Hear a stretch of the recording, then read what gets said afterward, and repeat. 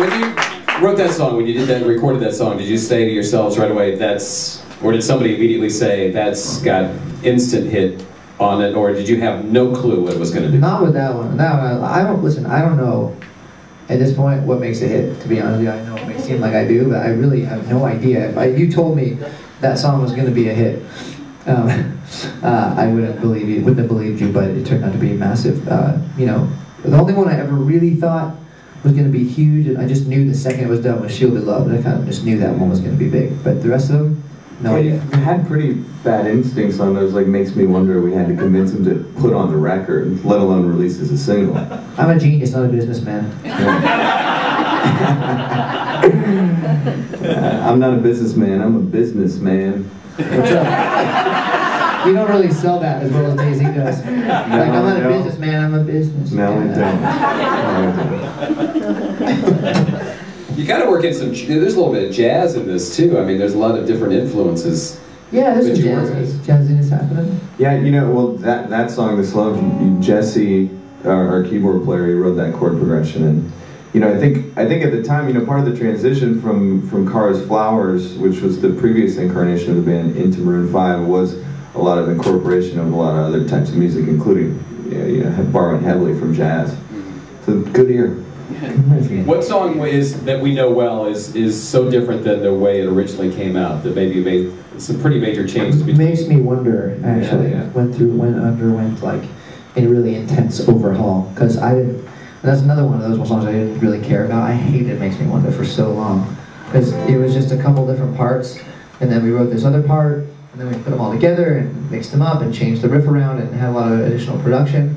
And so it was just this whole Frankenstein's operation, but it turned out to be good. You really like it now. That's it. That's the one. Anybody else have any questions while we're here? What were your major musical influences? So many, but I think primarily for me it's always been the Beatles, Police, Stevie Wonder,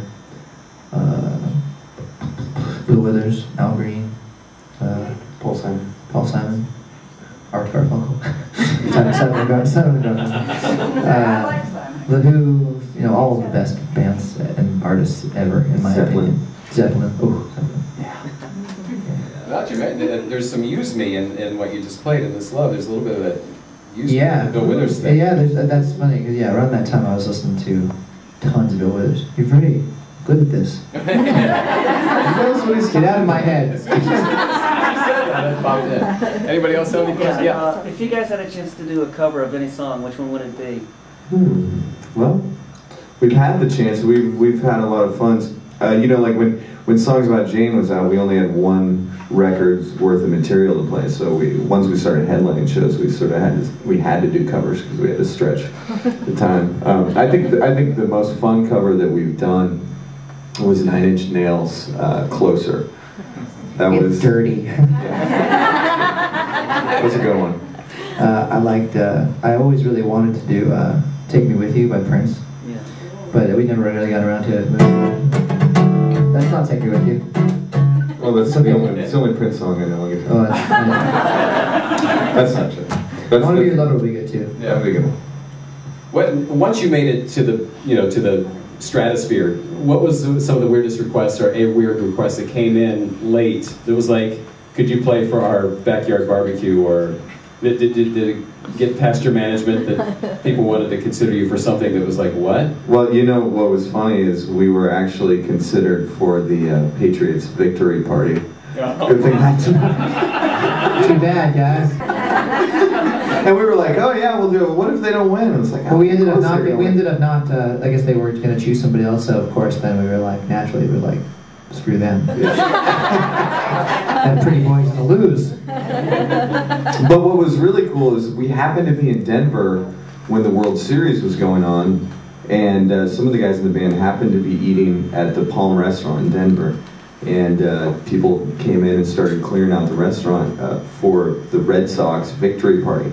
So these guys asked if they could stay, and they're like, of course, do you guys want to play some songs? And they're like, oh, of course. That's not really how it went, because you weren't there, but I wasn't there. they had to come get me from the hotel, and then that's pretty much how it went, right? It's like yeah. No, kind of. Well, we were like, we wanted to stay, and we actually said to them like, if you let us stay, we'll play songs for the guys.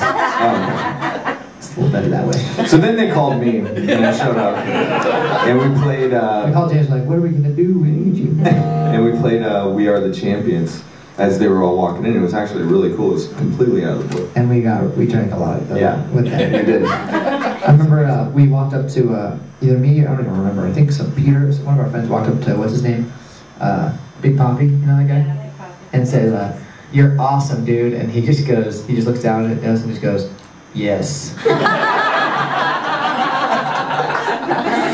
I love that, man. Next time someone tells me I'm awesome, I'm just gonna go, "Yes." It doesn't really work if I'm a little skinny guy. Really intimidating. Yeah. Yes. I will not squash you. Do we have one more? Are we doing one more? Yeah. I think we gotta go to the airport. Questions? Any more questions? I think the music part's done. All right. That's it. All right. All right, ladies and gentlemen. Thank you guys so much. Thank you very much. I won't be through before long with the CD.